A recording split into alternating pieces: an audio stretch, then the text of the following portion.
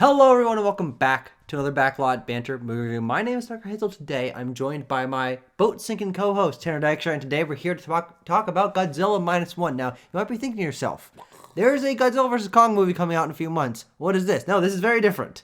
This is just a Godzilla movie. It is made in Japan, and we are going to break down why it frankly might be one of, if not the best Godzilla movies. And if you want to talk to us about any of the other Godzilla movies, how you agree or disagree compared to the original Shin Godzilla, Godzilla vs. Kong, King of the Monsters, if you're sick like that, the Roland Emmerich movie, you can join our Discord. The link is in the description. And while you're down there, leave a comment letting me know if you've seen this, and if you have, how it compares to some of the other ones, because I think this brings a lot of interesting stuff to the conversation. But Tanner, we've been looking forward to this movie. The buzz has been growing as more people have been seeing it. Yes. And I'll be the first to say it delivers. 100% it delivered. And Tucker, I'm glad that you're the first to say that. No one else has been just saying want to make sure. But no, put it on paper. Put it in the books. Godzilla Minus One is a fantastic film. And obviously we heard a lot of good things going into it, so my expectations were fairly high. Yeah. And it exceeded those. And to get to why it is such a fantastic film, you would imagine, based on what, the American Monsterverse, where they have taken Godzilla, it's it's got some awesome Godzilla action, and it's Godzilla's he's in the whole thing, and it's all a movie all about Godzilla and monsters, and one of those statements is true. It does have some great Godzilla action. Yeah. But what it also has, in spades, I might add, is just simple yet compelling character work. Yes, absolutely. We have a main core cast of characters who are so emotive and heart-wrenching and funny and charismatic, and they carry the brunt of this film. Yeah. And it is punctuated by some very explosive Godzilla action that carries even more weight because we actually, get this, Tucker, care about the characters in those scenarios. Yeah, I was really blown away by this because I knew that this movie was coming out, but I didn't know anything about it. I didn't know the premise, which is that this is a post-World War II era period piece about rebuilding Japan after the war, after the bombs have been dropped, and the surviving people that have survived World War II are coming to grips with the fact that they have survived and they've lost so many people. So even just that, on face value, drama set in post-World War II, rebuilding Japan, already, I'd be sold if there wasn't Godzilla. But then you tell me that there's this core group of characters that come together and are going out in the ocean, basically Jaws for Godzilla for a little bit, and there's this interesting family dynamic, and then there's also a giant monster that shows up a couple times, and that's used as a really compelling allegory for PTSD and for natural disaster and for wartime stress. And then just thematically, it builds and builds and builds, and how all these characters interconnect. It is, this is a across-the-board phenomenal movie. Yeah. Great performances, great script writing, great production design, and really compelling monster stuff as well. And this compares very nicely to the other one of my favorites of these movies, which is Shin Godzilla. Of course. Another modern Toho version of Godzilla that is about modern-day Godzilla. But this, I think, stands completely as its own of a modern take on a period piece for a Japanese Godzilla film. I just think it's so distinct. It tackles interesting themes, and it has... It's great across the board. Yeah. Tucker, to talk about the themes for a moment, this film is set immediately post-World War II. I think we pick up actually in May 1945. And that is so fascinating as a direct follow-up to Godzilla 1954. Yeah. It's very much in conversation with that first installment, which I can't speak for a majority of Godzilla films because I have not seen a majority of Godzilla films. There's a lot of them. But it is in conversation with that film so interestingly because, it's no secret to say that Godzilla started out as an allegory for the American nuclear strikes on Japan. And what we do in Godzilla Minus One is we take these post-war feelings of Japan and we do embody them in main character? The main Koichi. Koichi, thank you. The name was there and then it immediately left when I was going to use his name. Koichi, who is a kamikaze pilot who abandons his post, Which, by the way, I'm already sold. You tell me that this is a drama about a guy that was a kamikaze pilot, but didn't go through with the job and had to live with this survivor's guilt. Yeah. And then the people in the city treat him differently because they think he isn't fulfilling his honor and his duties. God, that's already. I've never seen a story like that before. He's sort of honored as like a military veteran, obviously, but as soon as he tells people what specific position he held, it completely changes the dynamic between them. But to sort of reiterate, to get it around back to the point, and then we can talk about Koichi a bit more. You mentioned survivor's guilt, and it is like about that. And at its core, Godzilla Minus One is about you don't have to be a martyr for your country. You don't have to like sacrifice yourself for the betterment of your nation. Yeah. You living and you prospering with your family, with the people you love in whatever country you reside in. That is for the betterment of you, of your community, of your country, whatever. Yeah. I love the inversion of that from, frankly, a lot of like, wartime films. Wartime films, of course. Yeah. And it's a beautiful message, just period. Yeah. Another reason why the drama of this film works so well is that not only is Koichi's drama and personal stakes very interesting, but he's surrounded by a very compelling supporting cast. The situation that he's placed in, of course, in rebuilding World War II Japan, is that he's accidentally like forced upon to have a woman and a child live with him, and they kind of become a surrogate found family that he's not quite sure how he wants to deal with, and they don't really know each other, but over time they build a home and life together. But it's such a distinct dynamic that it already puts you in such an interesting mood of like, how do you treat these people? How do you treat people that have just come into your life and maybe you don't really know, and that you're trying to rebuild and create community? Those themes tie together, and it's all because what we're presented with is a really weird group of characters. Yeah, the found family of the team that he joins up to, which another thing of post World War II recovering Japan is going out into the ocean and finding the mines that both Japanese and American militaries had placed. That I would watch the drama that's just this guy building a family and going out into the ocean and like risking his life. That works so well with Koichi's character of what we have established already, that he is he feels like a great guilt for not sacrificing his life, and we even get hints as to why he didn't. A, that he was scared of doing so, but B, because he holds up like a picture of his parents, or he's remembering his parents for a moment, and he's like, come back alive, that's what you told me. So like there's this difference, or this dissonance between like obeying his orders and obeying his parents that he felt, obviously with not going through with being a kamikaze pilot. But yeah, so he takes on this very risky job. It's post-war Japan, and once again, he just comes home to Noriko, the woman who he's living with. And he's like, "Oh, I got a job. That's great. Well, it pays really well." And she's like, "So what's the job?" He's like, "Well, it's a government job." He's like, "What's the job?" And he's like, "Oh, it's deactivating mines, active mines that are like floating in the ocean."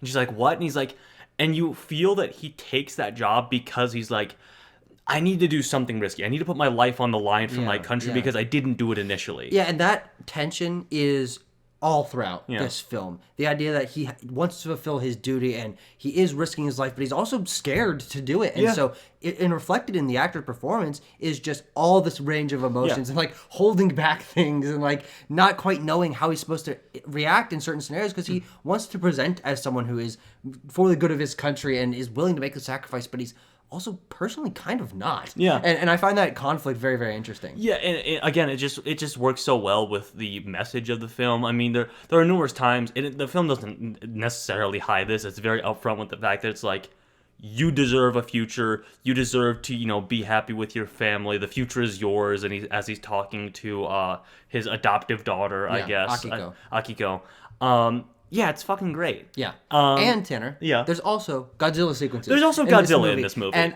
in the movie called Godzilla Minus One, Godzilla is also in it. But a minority of the screen time. It, of course, is a looming presence, but there's also like probably 20-minute sequences without any Godzilla, or 20 frankly, plus minutes, I would say, yeah. Frankly, even little Godzilla references. Yeah. People just living their lives. Godzilla's kind of a background thing. And I found that to be a really interesting way for them to build up the characters. So when you do get to the attacking the city moments or the defeating Godzilla moments, the stakes feel a lot more realized. But also, for the film to not be incredibly high budgeted, it is taking place in small scale sets and in city blocks and in crumbled houses and stuff, and that really makes it feel intimate and personal. And so when a couple times that Godzilla does show up, it balloons out to these massive sequences that I think are really good at balancing the personal and the spectacle, primarily because the camera work here is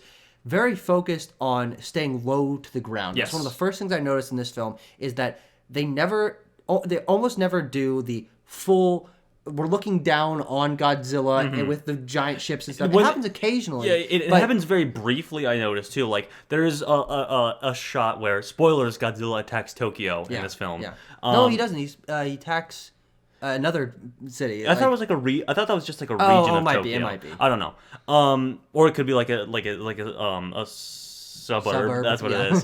But like, it's a very quick shot of him like doing a big tail swipe through a building or whatever. Otherwise, you are in a lot of character human POV, whether that be a lot of the times on the ground or because our main character is a pilot.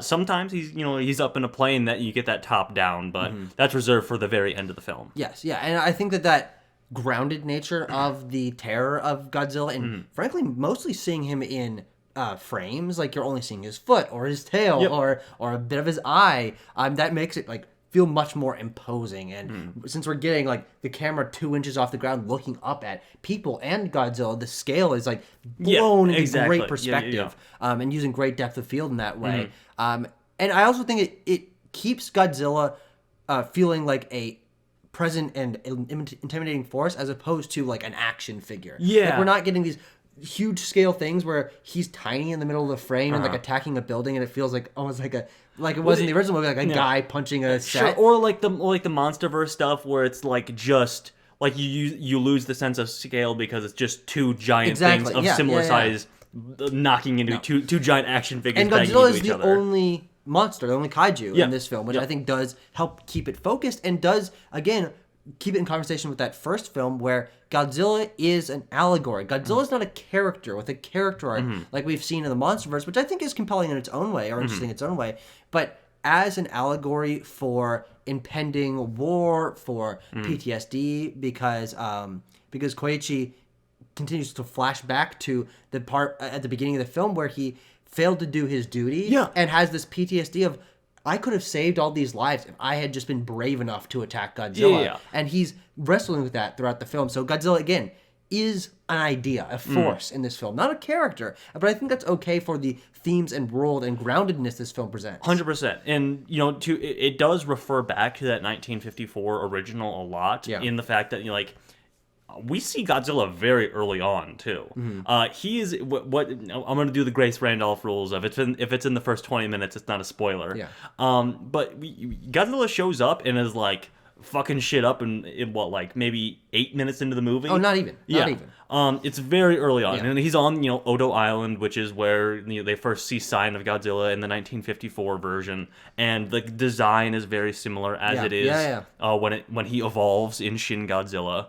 And all of the markings of why you love Godzilla as a filmic presence are there. You have the atomic breath or heat ray, as they call it in this film, which is updated, or not necessarily updated, but just given a different filmic feel in that as he's charging it up, it starts in his tail and the spines pop out and turn blue. It's so cool. And really gives it a oh shit moment. It's coming. It's coming.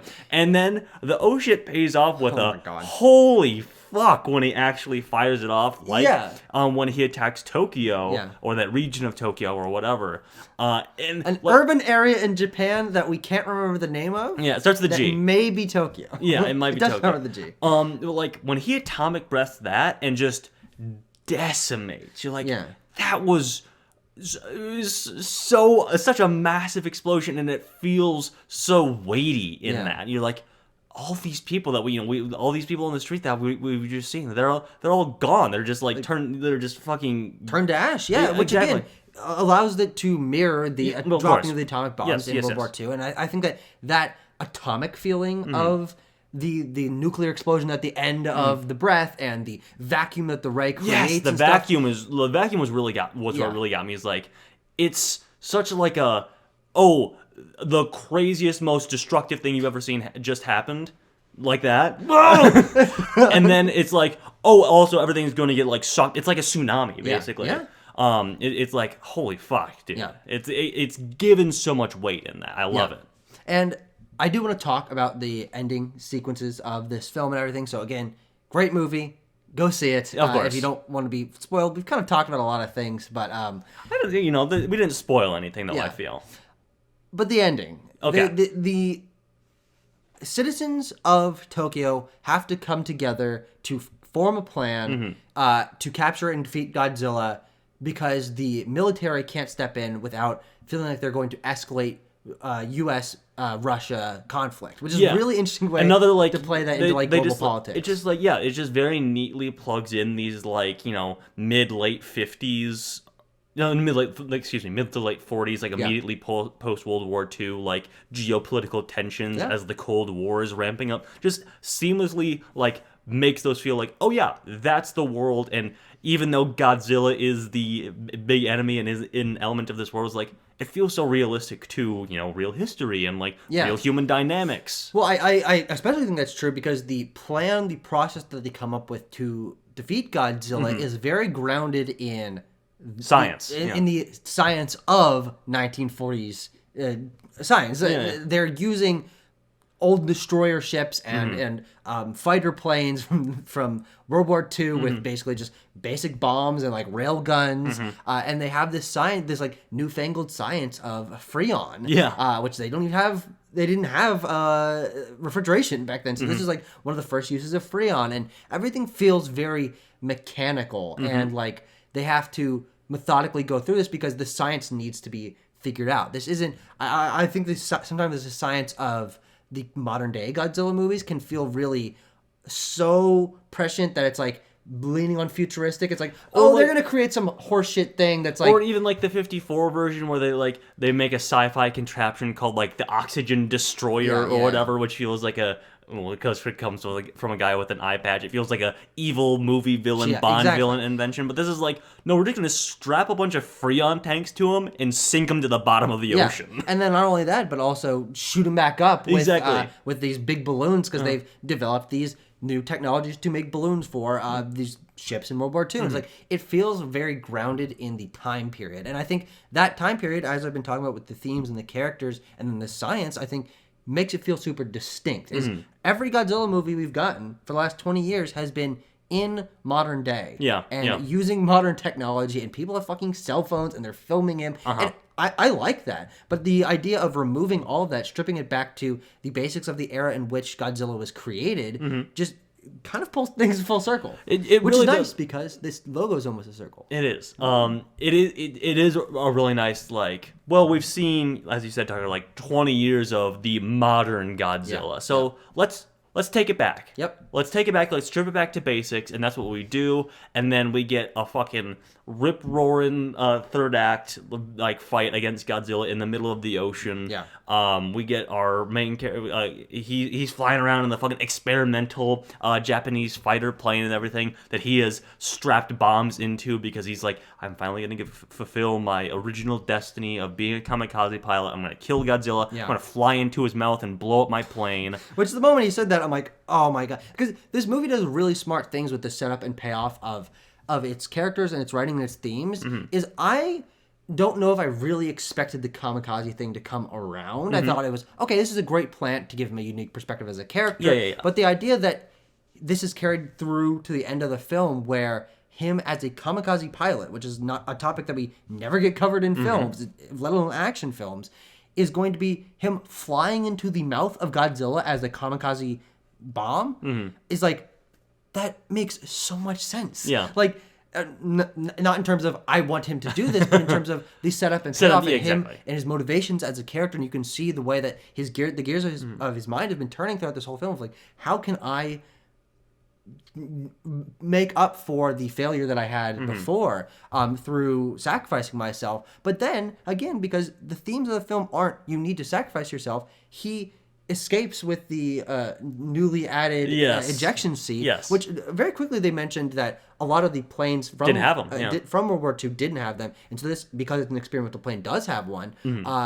And he realizes, no, I don't need to sacrifice myself. Well, yeah, he can, sort of go back to his daughter, Akiko. At this point, we believe that he has lost his wife / girlfriend, whatever you want to call her. Noriko. And they have a great dynamic too. Yeah. There's a really, really beautiful scene where it's one of the PTSD things, Tucker, where like he wakes up from a dream, reliving that moment when all of the mechanics on Odo Island were slaughtered. And has to explain to her not only that he was a kamikaze pilot, which he hadn't mentioned before, but that he had this failure and he has this survivor's guilt. He doesn't feel like worthy to have a family, and then she comforts him. And like he's just bawling into her chest. Like this is like an Oscar-worthy scene. I'm watching it in the middle of this Godzilla movie. It's a fucking Godzilla movie, and like he gives this line which comes up a number of times and then pays off at the very end of the film, which is "My war isn't over yet," which is like the core of his character. And when it's delivered in such an eloquent and like concise way, you're like, boom, that's how you like tell the audience what this character is about without making it feel preachy or oversimplified. Absolutely. Yeah. And that's what this movie is. It marks the perfect balance between complex, which is World War II themes, and Godzilla, and a pretty good sized cast of characters, and like that could be pretty complex. The supporting cast is all very well balanced. You get these like get the mine boat guys are all super fun. Doc and Kid and the captain itself, and like there's a whole scene where they're like running from Godzilla that had me doing I was doing the gamer lean, the lean in for like probably however long that scene is. I was on the edge of my seat. It's incredible. Yeah, again, complex, but also very streamlined. Everything feels purposeful. All these characters fit into it. Nothing feels particularly superfluous. The use of and balance of actual sets and CGI, I think, is done very well. The CGI is pretty good here. It's good, very solid, but it's not phenomenal. There's some faraway shots where you're like, okay, he's a little bit stiff here. Listen, but I what I'm saying is, I think they did it right. Is don't focus the budget on making the best Godzilla you have. Make it a good enough Godzilla where it feels intimidating and it fills the role of danger, of this theme of, and then tying it back even further, they, as far as I know, one of the first times used the original Godzilla music in this film. And so when Godzilla is attacking, insert name of area of Japan here, Tokyo, and then in the final battle, they're using music that is directly ripped out of the first movie, but gives it this old school feel that harkens back to 40s, 50s, 60s crazy sci-fi B movies, which that kind of music is just not played in movies nowadays. Yeah. You got big orchestral scores that are like kind of all sound the same, but this tinkles your ear. You get big orchestral scores, or you get fucking Junkie XL or whatever. Yeah. But and they use the Godzilla theme as Koichi is taking off in his fighter pilot, and they're circling him with these Freon cans. The Godzilla theme from the first movie, the credits of the first movie, start playing, and I'm like, they knew what to do here. They knew exactly. It's just that, and you know what? It's as simple as that. They knew exactly what to do, and they executed it like basically perfectly. Like absolutely. No notes about Godzilla Minus One. No notes. For that, I'm gonna give it a 9 out of 10. I'm gonna go even higher, Tanner. I'm gonna go a 9.4 out of 10. Oh, okay. Not that much higher, but I mean, no notes. I mean, they maybe the best cast of characters in a monster movie I've ever seen. Some of the best realization of themes. Some of the best utilization of screen time for the monster, the science and the plan, and the. We also saw this in like a fairly packed theater. Like I'm very happy that like it seems that the general public here, even in America, is like, fuck yeah, I'll go see another Godzilla movie, and it's a damn good one too. Which is a little bit surprising to me because I don't really know what the marketing of this movie was. I never saw a trailer for Neither this. did I. But people are finding it, and I hope that it is very successful. But also, apparently, it was made for a $15 million budget. I think there's some fuckery there. I think there's a little bit of subsidizing going on, Japanese government. But on the books, it's marked as a $15 million movie, which is like disgustingly cheap. like how? Like, what did you do? Like, who was exploited for this? But it's already profitable because they made it for like piss and change, ostensibly. Yeah, sure. But yeah, one of my favorite movies of the year, frankly. Yeah, it's amazing. It's just, the more you think about it, the more you think of, wow, they really did bring the performances and bring the themes and bring the ideas. I don't know what the distribution for this is like, but like, definitely go see it. Yeah. It's really, really, really good. Yeah, and catch it on streaming if you're watching this down the line. It's one of the best Godzilla movies, easily. I'd say, I don't know, it's a toss-up between Shin Godzilla, which I haven't seen in many years, but like, both are, we talked about this on the right over here, both are like perfect executions of their central ideas. Yep. So, go watch either of those films, frankly. Go watch both of them here. Oh, back to back? Double feature. I love that idea. See you guys.